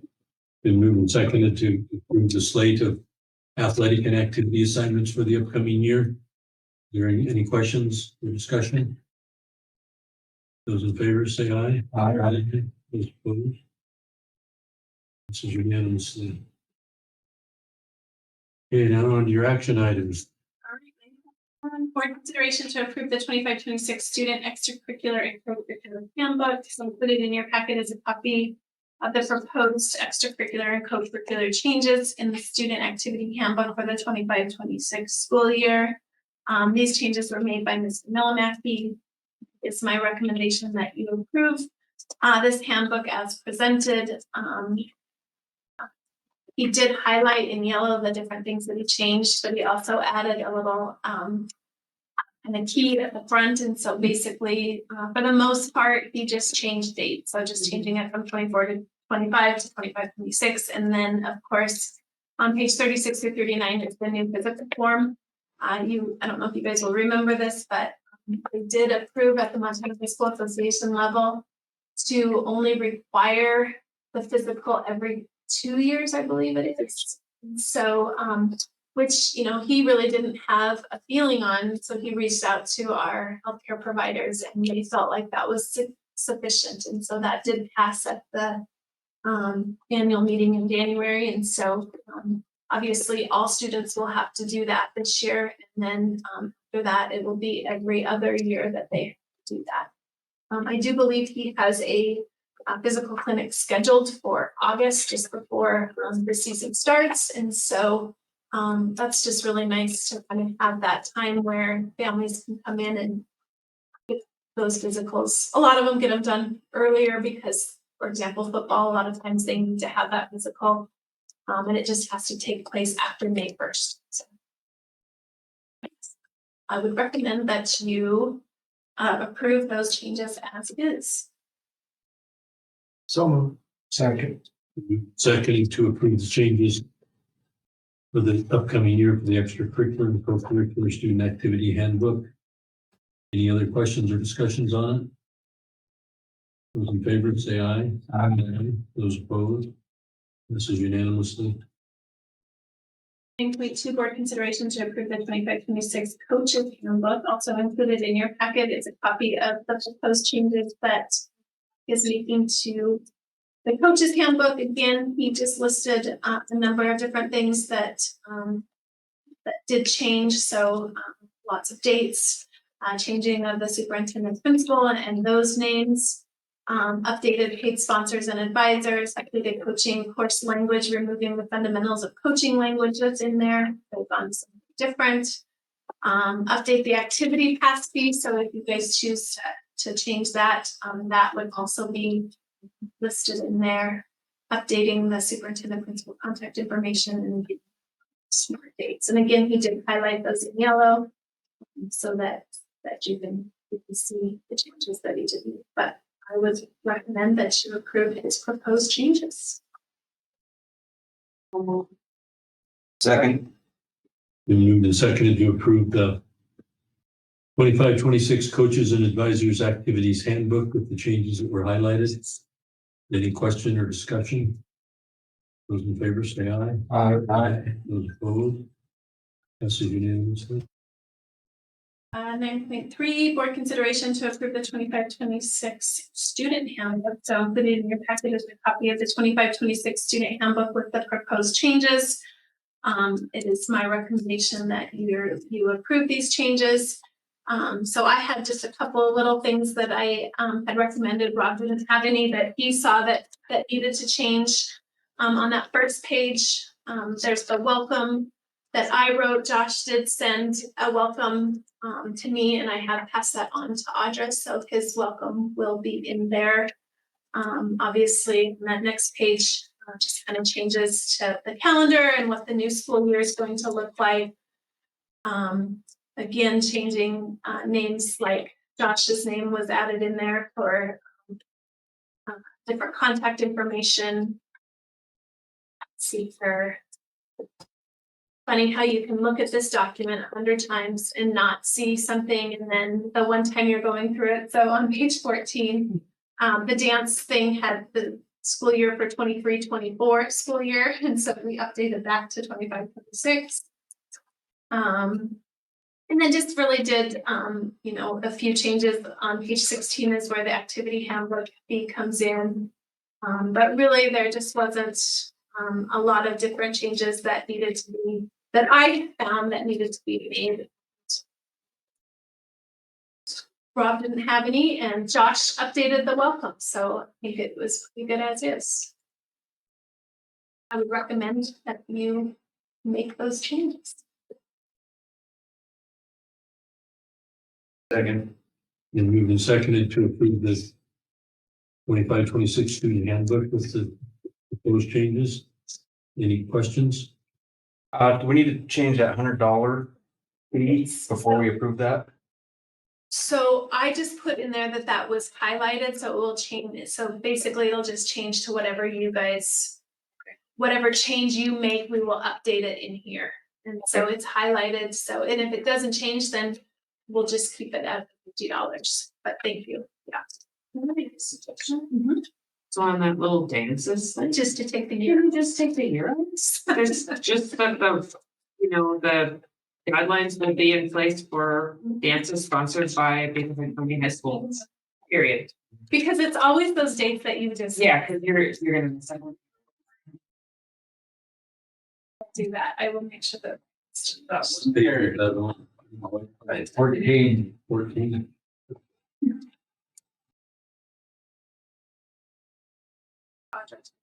Sure, yeah, just put it in. It makes so much sense. Yeah, to- it's you get rid of the until we date. tell you it's not. Exactly.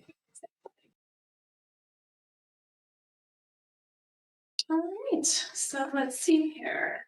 9.4, board consideration to approve the authority to spend down the budget. So since our fiscal year ends on June 30th of 2025, I recommend that the board approve that Suzanne, myself, and Josh Patterson as well have the authority to spend down the remaining monies in our budget. Of course, we will have a meeting in July, but some of that will, we can spend down that money, and I think we've done that every year. So I would recommend that you give us the authority to do that. Second. Seconded to give Suzanne, Megan, and Josh the authority to spend the budget down at June 30th. Is there any question or discussion? Those in favor, say aye. Aye. Those opposed? Passes unanimously. All right, 9.5, board consideration to approve the list of out-of-district students for board policy 3141, which I also included in your, so included in your packet is a list of the students that have put an application in for out-of-district enrollment. All of these applications have met the deadline for applying and meet the guidance in board policy 3141, which is the non-resident students that evaluates whether the approval of an out-of-district student would negatively impact the quality of education for resident students at BCHS, which includes reaching capacity. So that could be an area where you consider not approving out-of-district students. I found approving the students on this list would not negatively impact our resident students, and therefore I'm recommending that you approve the list of out-of-district students. We do have 3 9th graders, 2 10th graders, 2 11th graders, and 2 12th grade students, 8 students from Twin Bridges, and 1 student from Lima. I would, those of you that are on the board do have the list of the names of the students. If there's a student that you would want to discuss, I would recommend that the right of the privacy of that individual, and because they are not at this meeting, that you would to go into executive session to make any conversation about individual students. As part of our strategic plan, we do have a wide variety of different things that are built in to try to help us navigate looking at out of district students. We are navigating the process of trying to invoice the districts, because those invoices are actually in July. So we had them this year, and we will invoice those districts during the next school year. So they will pay for those students out of this year's money for our last year's students, if that makes sense. And so Suzanne just went to the NASPO conference and has kind of figured out in the Mayfair system how she can do that. Obviously, we've identified all of the students that we currently have, and we do have 8 students currently that are out of district students that we will receive money for, and then we will receive this money in the next school year. They did change a few of the specifications and the amount that they're charging, that we're charging other schools to house those students. It's not as high as it is this year, and I just kind of obviously after a year or two of looking at that, they've made some changes in that policy, and so. But obviously, all of the upperclassmen students were here last year, and there are a couple of underclassmen, which are all siblings of some of the upperclassmen. So, and again, I did include policy 3141 in there. If you're looking at that, I think it's the 6th paragraph down. It does say every non-resident student who seeks to enroll in the district shall apply for admission for the succeeding school year by July. We did not, or you did not choose to put a definitive end date. So like if we had another student that came in, you would consider that application, but these are for students that were here last year and they're reapplying for this year. We put that July just so that we could do the planning. And I did tell them I would do it by June so that we could do this. And we do have 3 out of district students that are enrolled in districts in the surrounding.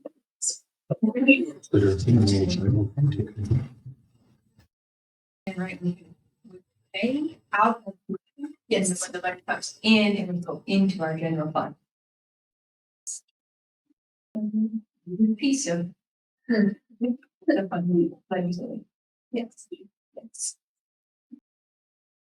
Questions on that? I would recommend that you approve this listing of students. To approve the list of out of district students. Is moved and seconded to approve the list of out-of-district students. Is there any question? Discussion? All those in favor say aye. Aye. Those opposed? That's unanimously. 9.6 board consideration to approve the CSCT contract for the 25-26 school year with YBGR. Included in your packet is the YBGR CSCT contract for the 25-26 school year. There are no changes to this contract, but there could be new rates that will come out in July. As a reminder, we pay the upfront costs, but we are reimbursed by YBGR. Been working with Suzanne, and she's been tracking this. And it does look like those matches work out. It's kind of hard to track it as the year goes on, every month to month, because sometimes it just doesn't pay at when we think it should be paid, it's not being paid, but at the end of the year, it's all working out and are getting that full match. So I truly believe that YBGR is a valuable part of our school. And so I would recommend that you approve this contract. Been moved and seconded to approve the comprehensive school and community treatment contract with YBGR for the upcoming school year. Is there any questions or discussion? Those in favor say aye. Aye. Those opposed? Passes unanimously. 9.7 board consideration to approve speech therapy pathologist contract with the State of the Heart and Catherine Kitty Griffin for the 25-26 school year. So again, included in your packet is a copy of the proposed contract for State of the Heart therapy, which is our speech language pathology services with Kitty Griffin. There's no increase to this year's contract prices or changes in the contract. And it is my recommendation that you approve it for the 25-26 school year. It's been wonderful to work with. She does a great job. So moved. Second. Been moved and seconded to approve the state of the heart therapy contract for the upcoming year with Catherine Kitty Griffin. Is there any question or discussion? Those in favor say aye. Aye. Those opposed? Passes unanimously. 9.9 board consideration to approve 9.8 board consideration to approve the athletic training addendum with Barrett Hospital for the 25-26 school year. So included in your packet is a copy of the addendum for the athletic training contract with Barrett Hospital for the 25-26 school year. This contract reflects the increase that we have been discussing due to the changes in federal law. And that all has to do with different positions, and with their overtime. And so, I was anticipating that our portion of the contract would be somewhere around $8,900, but I was pleasantly surprised when I received the addendum, and the increase is only gonna be, is going to be $64.32. So, which is a 20% increase over last year, but better than what we had anticipated it to be. So, we do pay 57% of the salary, and Barrett covers 43% of the salary, and also carries all of the insurance, and all of those other costs. And so it would be my recommendation that the board approve the addendum for the athletic trainer contract. Our portion would be $37,431.98, which ends up being about just over $3,700 a month.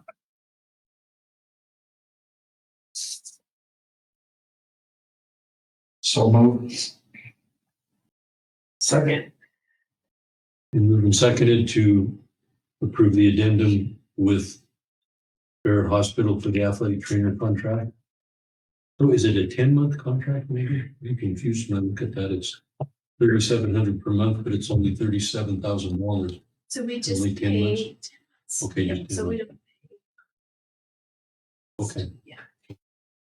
On the contract, they did fail to change the dates at the top, and so I have reached out to them, so they will get us a new one that shows, reflects August 25 and August 6. So anyways. Any questions or discussion? Those in favor say aye. Aye. Those opposed? Motion passes unanimously. 9.9 board consideration to approve District 10's interlocal agreement for the 25-26 school year for school psychologist services. So, included in your packet is a copy of the interlocal agreement with District 10 for school psych services. There was a rate increase of $5, so it went from $75 an hour to $80 an hour. It is my recommendation that the board approve this interlocal agreement for school psych services with District 10. So we work with Sue Osborne, and so basically if we are in need of a school psych, we just contact them and they put together a little contract and we send it. And obviously you saw in the claims today that they bill us at that. Recommend you approve. School psychs are hard to find as well. So moved. Second. Then moved and seconded to approve the interlocal agreement with District 10 for the school psych services. Is there any question or discussion? Those in favor say aye. Aye. Those opposed? Passes unanimously. And 9.9A, board consideration to increase the cost of student activity pass that students are required to purchase. It would be my recommendation that you increase the student activity pass. The recommendation would be $100, but I did put in there $75 to $100. Like I said, by doing so, it would, if we sold the same number of activity passes, it would generate an additional $1,000 to help cover some of the growing costs.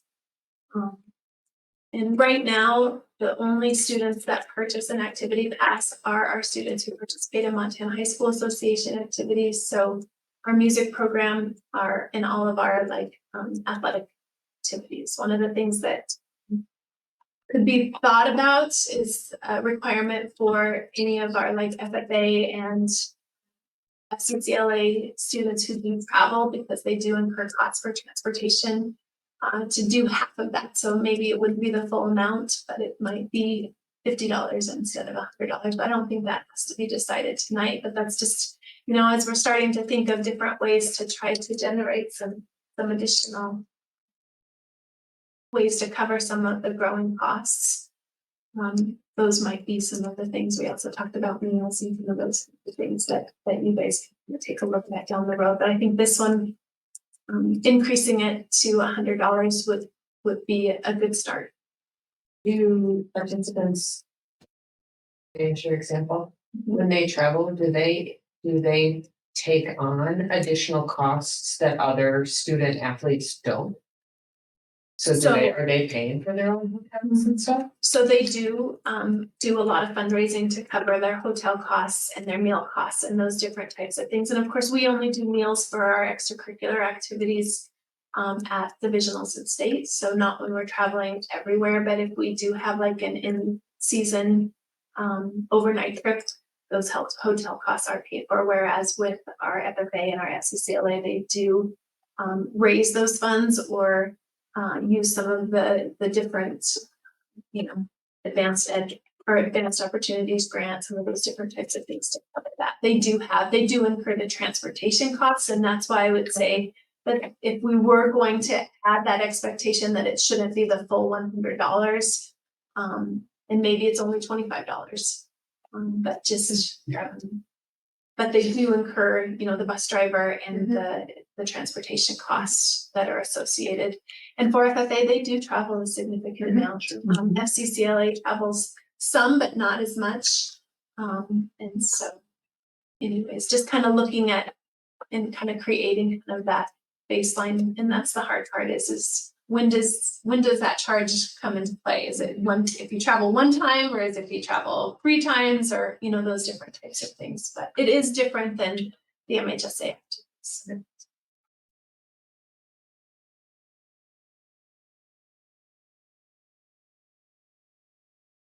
Activity fees, do we want to have a family maximum, or do we just do the $100 per student?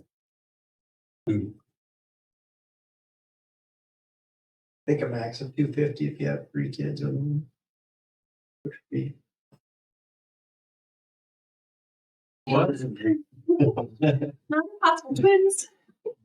Triplets? Triplets. You're paying $300 all per person. Yeah. Yeah, so in the Smith triplets, they're 8th graders now. Next year. They pay $250 instead of $350. There definitely are other costs that are associated with paying the buybacks and that kind of stuff. So if you have 3, that is a significant.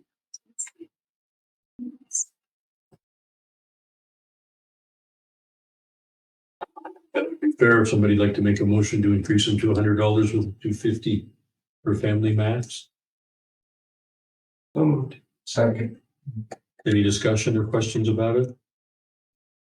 We do have a scholarship fund of some kind for the people that have trouble paying. Okay.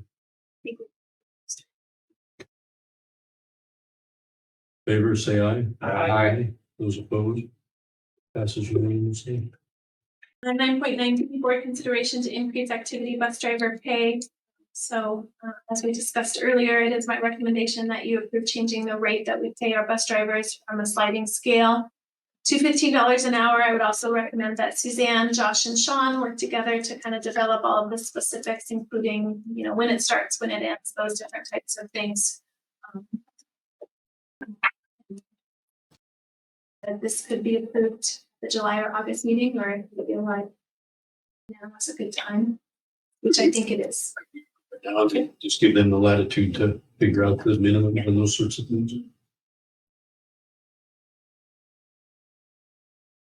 Make motion to approve the $15 an hour and then give them a kind of come up with the details on. Second. Been moved and seconded to approve the increase of the activity bus driver rate to $15 an hour and give Josh and Suzanne and Sean and Brock and whoever else would be involved to figure out the minimums and how that would work. Is there any questions or discussion? Those in favor say aye. Aye. Those opposed? Passes unanimously. 9.9C, board consideration to allow Mr. Igo extra days to support his FFA students in the summer using the opportunity grant money. As I mentioned earlier, it would be my recommendation that you allow us to create an extended contract of somewhere between 5 and 10 days. Like I said, 5 days would be $1,142 and 10 days would be $2,284. I do think that he has shown this information, what that looks like, but I do think having that accountability as an evaluation at the end of the next year to make sure that you could see that was a beneficial use of.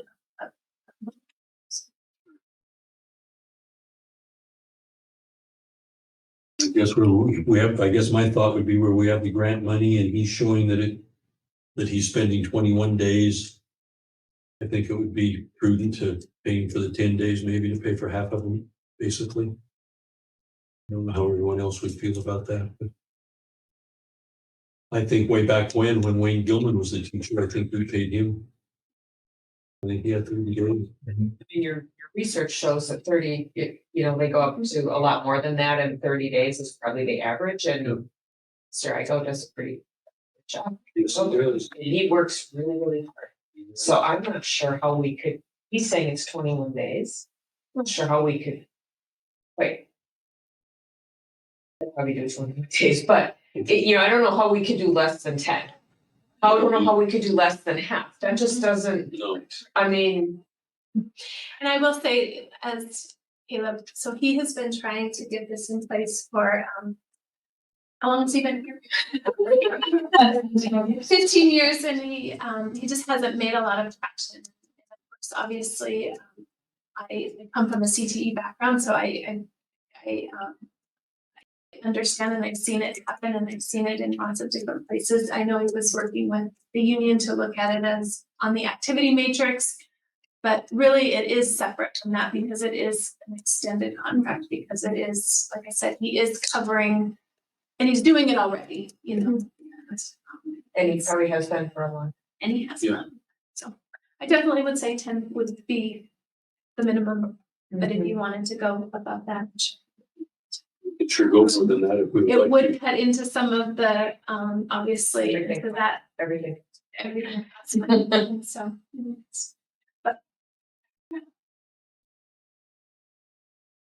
Have any thoughts on it? Great program. Great program. From Dillon, Beaver County. I lean towards 15 myself. Okay. I would too. And I think it'd be justified to say, okay, after hours. Yeah. Be able to come back to you guys and we say, okay, here's what we did these days and. Yep. accountability. I recommend extended contract of 15 days. Using the advanced opportunity money on a 1-year trial run. With requirement of. Keep track of value, or don't say our documentation of its days.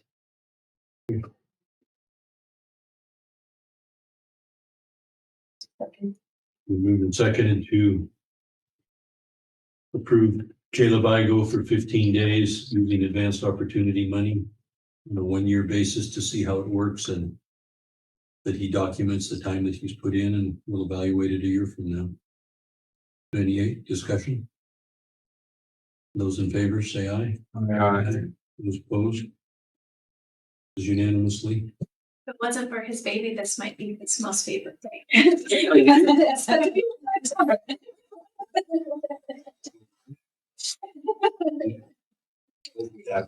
that.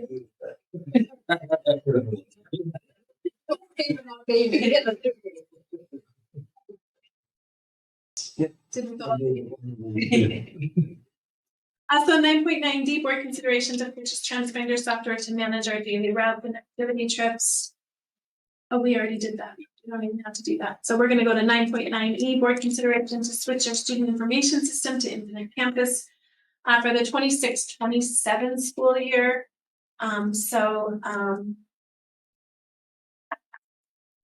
Josh, actually, and he maybe can chime in here, had been working with somebody. Right now, we are maintaining 2 student information systems. So we use PowerSchool as our main student information system. And then the state of Montana has a requirement that all of our state reporting is done in Infinite Campus. We have been a PowerSchool school for years and years and years. Obviously, we have a lot of money and a lot of human resources invested in that program. I have done a lot of the management of the Power School and do a lot of the management of the AIM system and a lot of that reporting. And it is getting more and more demanding, getting more and more challenging to be able to maintain those two systems. And, you know, as it is right now, it really is fully, almost fully maintaining two full systems. Like I upload our full schedule into the system, those different types of things. And so if you were to approve, make a motion and approve this, it would lock in some discounts that we can get from Infinite Campus if we show that interest that we're gonna make that transition, and then we can make that transition for the 26th. Josh, I don't know if you have anything else you'd like to add to that. Yeah, so I thought Megan presented it, very, very, very thoroughly. I just came across this like in the last 3 weeks. I mean, it's three weeks ago. I was working on some Infinite Campus state reporting because it's that time of year. It used to, we only had to report in the fall. Now we report in the fall, we report in the winter, and we report in the spring. It's a never-ending reporting process. And I was having a conversation with the Infinite Campus representative, Nicole, and happened to mention, yeah, I'm moving to BCHS next year, and they're a power school, and that's just going to be a bit of be a bit challenging managing two systems. I know back over a decade ago, I was in Sanders County and working for a little school district, Knoxon, and we were a power school. And I liked it as a teacher there. I was an English teacher and a football coach, and then the state transitioned to Infinite Campus. It's been a long time. And the district decided at that time what would make sense to switch, because if the state's going to use the system for its reporting, why would we want to maintain two systems? And so that's kind of when the process to some districts made the switch then. And I think it's been a slow trickle to where there are still some schools that do both. But here's the kicker. You've got, if the board makes this decision right now, it doesn't, as Megan said, it doesn't obligate us to make the switch. It gives us a year to think about this and mull it over. And I know the board it's come up in the past. But the biggest part of this is if we make this decision to at least consider it over the next year, and we'll have to make some decisions along the way, it saves us approximately $20,000 in the migration fee. So if you don't do this by the end of this month, then if you have to, let's say down the road, the state says you're going to have to use Infinite Campus. I don't know if that would ever happen. I don't want to fear monger or anything like that. But the state is heavily relying now. Used to, Megan can tell you, we used to have the Teams report. Well, now there's no longer a Teams report. That's all on, guess what? Infinite Campus. And so I kind of just get this sense that the state is really shifting toward heavily relying on Infinite Campus. And if we're going to maybe have to do that one day down the road, I'd rather save the district $20,000 and begin having that discussion now. And like I said, a lot of the reporting, probably have spent the last 2 weeks finishing up, just trying to get the end of the year reports. I've got the behavior one is perfect. Then I can get that certified and it's all done. And so, yeah, I think it's a smart move. Obviously, I am not a super fan of Infinite Campus. It's not my favorite program, but I don't.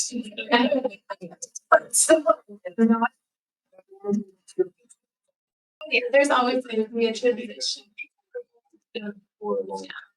Comfortable with it and it's changed and But we have new staff and we have a lot, obviously a new administrator, and so I think it's gonna happen eventually. And so if you can save some money in doing it, I think it's important to do it. And trust me, the last thing I want to do is make a major change like this coming in. But when you're talking tens of thousands of dollars, I think it's just something you have to consider.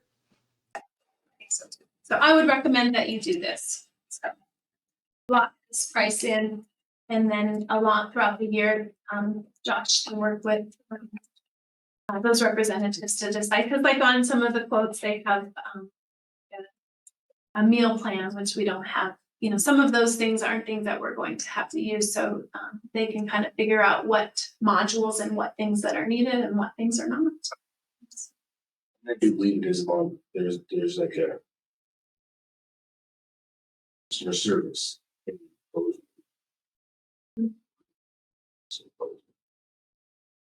They are, I think, easier to get help with.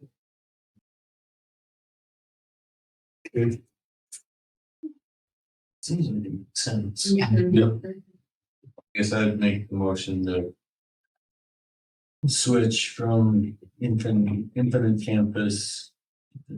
Our school to- I would say, it's like it's. From our to- Yeah, consider that. The recommendation considers switching. Whatever this says. Understand exactly what all these things do. We're basically saying. We're telling you that we're probably gonna do it, or we're gonna look into it. Yeah, we totally decide. But it would be the next year. Yeah, it just seems like, I mean, if the state's pushing this. I think it's a no-brainer. Yeah. So I think it's been, at least by doing this, it locks in those discounts. So. My second poll. Yeah.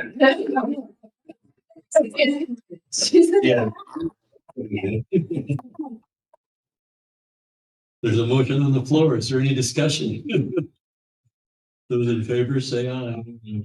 Those opposed, this is unanimously. Yeah, I think it's a good thing to go from Power School to Infinite. So. Okay, 9.9. For consideration to approve the Montana Schools Property and Liability Insurance proposal, so it's my recommendation that you approve the proposal to continue using Montana Schools Property and Liability Insurance Plan. And if you so desire to make a statement that it is required to have a third-party authentication, I can work with Paul to make sure that that is done. And like I said, I think it's a pretty significant amount of staff. I would do the disclaimer that it is with the staff. But no, obviously the students. Yeah. With the staff. If you were to so choose to do that, I would do that. Change to make sure that it's just. Or I can just give Paul a very strong recommendation. Yeah. One required, I mean, it's fine to require it too.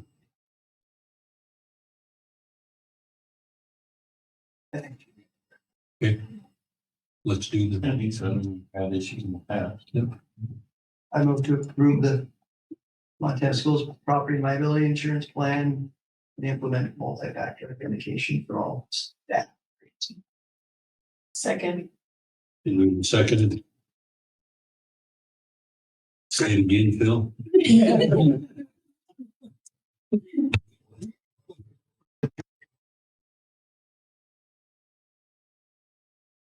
Any questions or discussions on that? Those in favor, say aye. Aye. Those opposed, passes unanimously. Anything else to come before the board? Casey, any questions? The activity fee is annual, right?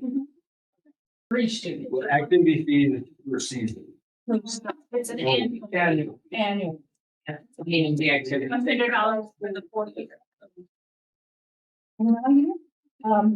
Did the Power School Bridge play any part in the recommendations? No. Okay.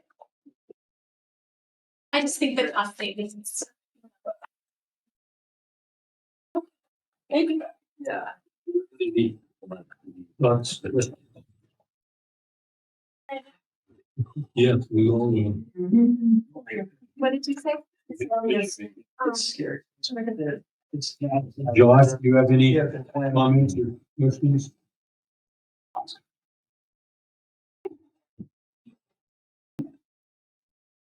Shannon, anything for your side, anything you was comment on, question us about? Here, you need me. Okay, thank you. What was your first experience? It was good. Good. Good.